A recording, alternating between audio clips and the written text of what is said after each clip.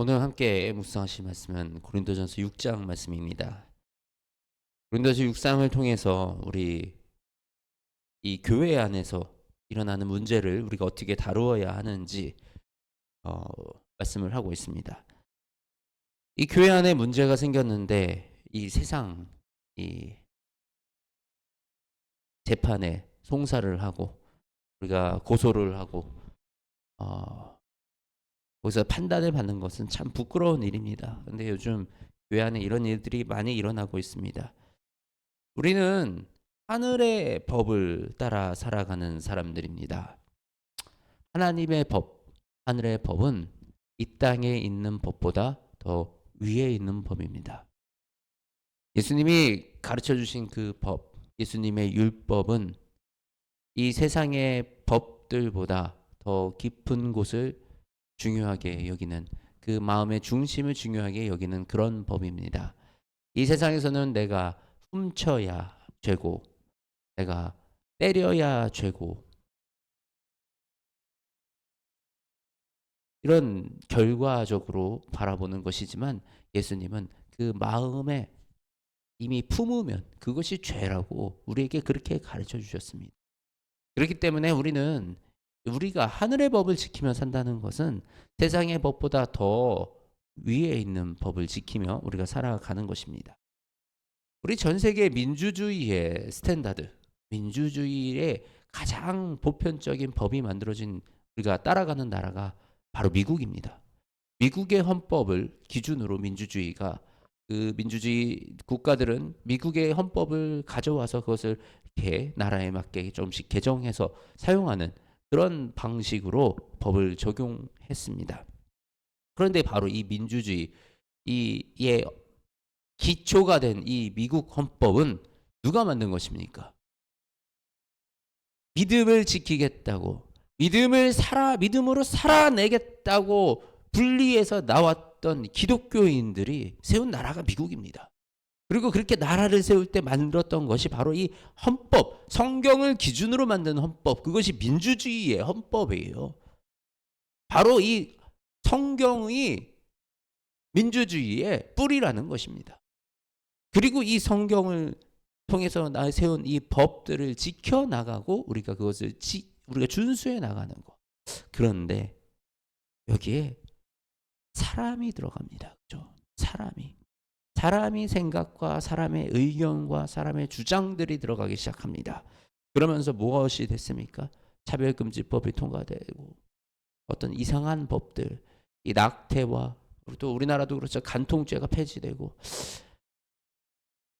인간의 탐욕을 이렇게 제한하는, 인간의 탐욕을 누르고는 이런 법들을 없애버림으로써 욕망에 따라서 살아가는 그런 것이 아주 정당하고 마치 하나의 트렌드인 것처럼, 세상의 트렌드인 것처럼 그렇게 변해가는 이런 무서운 세상에 우리가 살게 된 것입니다. 이처럼 사람이 손을 대면, 하나님의 법도에 사람이 손을 대면 그것은 다 변하게 되어 있고 그것은 엉뚱한 방향으로 흘러가게 되어 있습니다. 이래서 우리가 성경의 이 가치를 지켜내려고 하는 것이 무엇입니까? 이 성경의 가치를 지키고 우리가 변화를 조심하고 이 성경의 가치대로 우리가 이 땅에 살아가려고 노력하고 이런 것이 보수적인 성향에 가깝습니다. 맞습니다. 그런데 지금 이 세상에 이 정치의 진보와 보수가 이거와 같습니까? 보수가 말씀을 지키는 보수입니까? 그렇지는 않습니다. 이 세상에서 만든 진보와 보수의 진영은 사람이 만든 것입니다. 결국 자신들의 이득과 이권을 위해서 그것을 만들어가는 것이 지금 진보와 보수의 이런 모습들입니다. 그렇기 때문에 우리는 이런 세상에 만든 진보와 보수를 초월한 성경적인 가치를 지켜내는 참 그리스도인의 보수가 되어야 하는 것입니다. 그리고 이것이 마치 이 세상의 보수형에 같다라는 이런 주장은 굉장히 위험한 주장입니다. 우리 사람들이 만든 것은 결코 온전할 수 없습니다. 항상 그 안에는 죄가 들어가고 변질되고 잘못되어 가게 되어 있습니다. 그렇기 때문에 우리는 그 중심을 잘 지키고, 만일에 한쪽으로 치우치려고 할 때, 한쪽으로 잘못된 방향으로 확 가려고 할 때 그 사이에서 중심을 지켜줄 수 있는 역할을 해야 하는 것이, 그것이 바로 우리의 역할인 것입니다. 우리 이렇게 지혜로운 법규를 우리가 가지고 있는 것입니다. 이 믿는 사람들은 이 법보다 더 상위에 있는 하나님의 법을 우리가 알고 있는 사람들입니다. 바울이 이렇게 얘기합니다. 내가 너희를 부끄럽게 하려 하여 이 말을 하노니 너희 가운데 그 형제 간의 일을 판단할 만한 지혜 있는 자가 이같이 하나도 없느냐. 이 성도가 세상을 판단할 것이라고 합니다.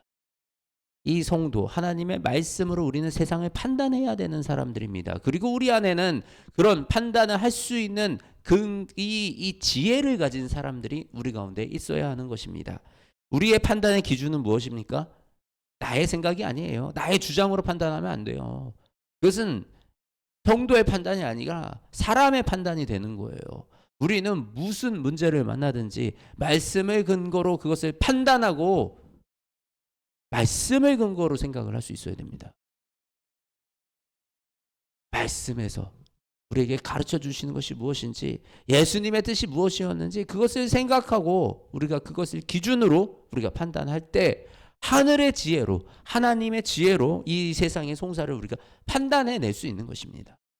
우리가 그런 하나님의 지혜를, 하나님의 그런 이 온전하신 이 기준을 우리가 배우기 원하며, 또 그 안에서 우리가 판단하기 원하고 그 안에서 우리가 살아가기 원합니다. 그리고 오늘 바울은 또 이 몸에 대해서 얘기를 합니다. 우리의 몸은 음란을 위하여 있지 않고 오직 주를 위하여 있다라고 가르치고 있습니다. 우리의 몸은 예수님이 보혈로서, 십자가의 보혈로서, 보혈의 피로서 그 피 값으로 사신 예수님의 소유라는 것입니다. 우리의 몸은 성령님이 계시는 바로 교회, 우리가 교회라는 그 사실입니다. 그렇기 때문에 우리의 몸을 음란이나 나의 탐욕이나 정욕을 위해서 사용하는 것이 아니라 우리의 몸을 주를 위해서 사용하라라고 말씀을 하는 겁니다. 우리 몸을 주를 위해서 사용하는 것이 무엇입니까? 모든 것이 내게 가하나 유익한 것이 아니요 모든 것이 내게 가하나 내가 무엇이든지 얽매이지 아니하리라. 내가 주님 안에서, 주님이 우리 자유 주셨어요.